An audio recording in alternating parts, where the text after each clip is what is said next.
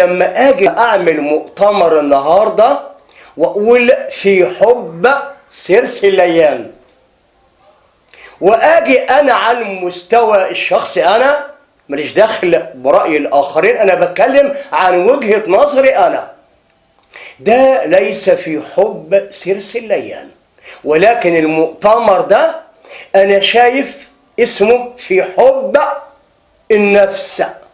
كل واحد بيحب نفسه وطلع يتكلم عن نفسه، او ممكن نقول عليه مؤتمر في حب اللقطة. كل او مش كل اللي رايح، عدد من الحضور كان رايح علشان ياخد اللقطة ويروح.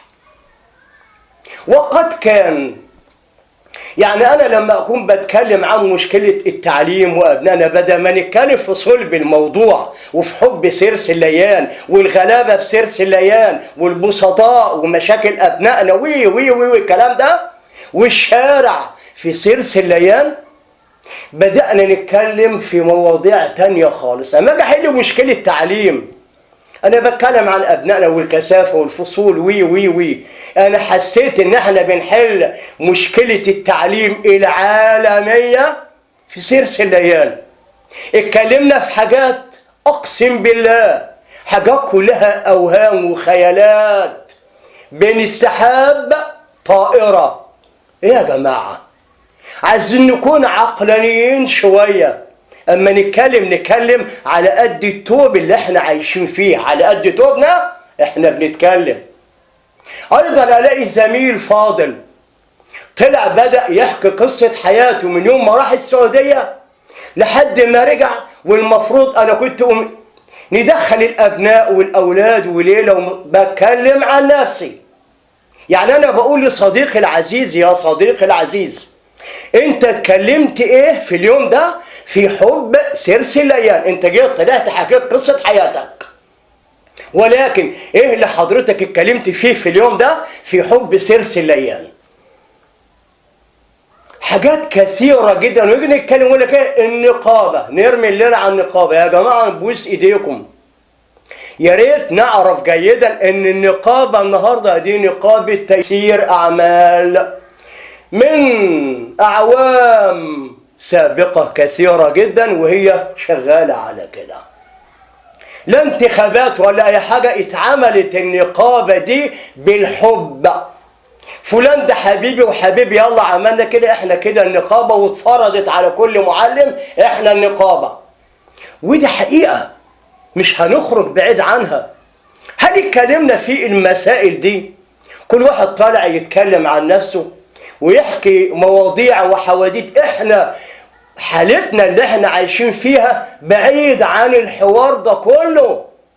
فين التعليم اللي اتكلمنا فيه في سرسليان؟ انا بتكلم سرسليان، مش بتكلم في مشكلة تعليم عالمية. فين الحاجة اللي قدرنا نقدمها لأبنائنا وأولياء الأمور في سرسليان في اليوم ده؟ فين الحاجة اللي قدرنا نقترحها للشارع العام في سرسليان؟ ولكن كل الناس طلعت تتكلم عن نفسها. مع احترامي للجميع، أكن كل الاحترام والتقدير لكل السادة الحضور، ولكن ما شاهدته من كل الناس اللي طلعوا ويتكلموا، كل الناس بتتكلم على موضوع خاص بيها داخليا. حتى في حوار تم من أحد الناس المحترمين جدا اللي كانوا متواجدين في اللقاء ده، اتكلم على ان انا عملت 1 2 3 ومكتبة كذا، عملت كتبي ووديتها في المكان. انا بتكلم عن تاريخ شخصية، ولكن فين سرسليان من الكلام ده؟ كلامي ده انا متأكد هيزعل الناس، بس اذا كنت حضرتك هتاخدني ان انا جاي احضر او اسجل او اغطي مؤتمر زي ده او اي حاجة، فلنا احقية ان احنا نرد الحاجة الصح. بنقول اهلا بيك ونسقف لك ونقول لك احنا بنحييك. ولما يكون في حاجة ما هيش صح واخدين الناس دي كلها رايحين بيهم في طريق تاني، يبقى لازم نقول كلمتنا اللي هي وجهة نظرنا، مالناش دخل بالآخرين.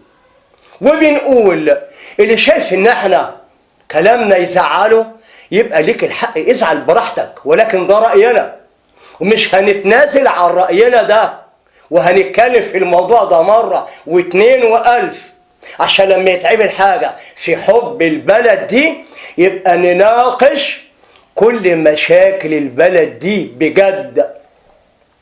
ما اديش فرصة للمنصة كل واحد طالع يتكلم عن نفسه، وكل واحد طالع يحكي تاريخ حياته، وحاجات بصراحة ما كانتش حلوة على الإطلاق. احنا كلنا عارفين بعضينا وكلنا أهل. يا ريت كل واحد ما جيش انا يوم ما اجي انا اعيش الدور اعيشه على اهلي، اعيشه على اللي مني. حاجات كثيرة بأمانة والله كانت واخدة اتجاه بعيد جدا عن حاجة اسمها سيرس الليان. انتوا بتتكلموا عن سيرس الليان، دخلتوا الدنيا كلها وخدتوا الموجة في ليلة تانية خالص، واجي في النهاية ادور حصاد المؤتمر لسيرس الليان ما لقيتش اي حاجة خالص. بقيت مروح اقول انا غطيت ايه لسيرس الليان؟ ما غطيتش حاجة. انا رحت غطيت ناس كل راجل محترم طالع راح يتكلم عن نفسه ويحكي قصة حياته ومسيرة نجاحه ولا فشله ولا حاجات كثيرة جدا كانت الناس بتتكلم فيها. التاريخ بتاع ده لو هيزعل حد ليك الحق انك تزعل، وانا ليه الحق ان انا اتكلم. مش هتفرض عليا اجي اشوف حاجة غلط ومش هتكلم عنها. ليك الحق في حاجة بديهولك، ملاش الحق هنتكلم. احنا محدش عمره في حياته بيشترينا او كنا جايين متأجرين ابدا، احنا جايين بالحب زي اي حد بيحب البلد دي وجاي يغطي موضوع خاص بالبلد دي. لقيت حضراتكم خدتونا في سكة تانية خالص. نحن أسرة جوه الحدث بعيدا كل البعد عن من هم يدعون الصحافة ومن هم يدعون الإعلام، ويجي يسقف ويطبل عشان ياخد حاجة وهو ماشي. احنا ملناش في الكلام ده، احنا بشوات، والحاجة اللي مش هتعجبنا هنتكلم عنها وبكل شياكة وبكل أدب وبدون أي تجريح. ده كان تقرير كان لازم أنزل بيه، ولازم نوصل كل الكلام ده لأهالينا، عشان لما نقول هنتكلم في حب سيرس الليان يبقى كل الكلام يخص سيرس الليان مش يخص أفراد بعينها. كل التحية وكل التقدير لحضراتكم.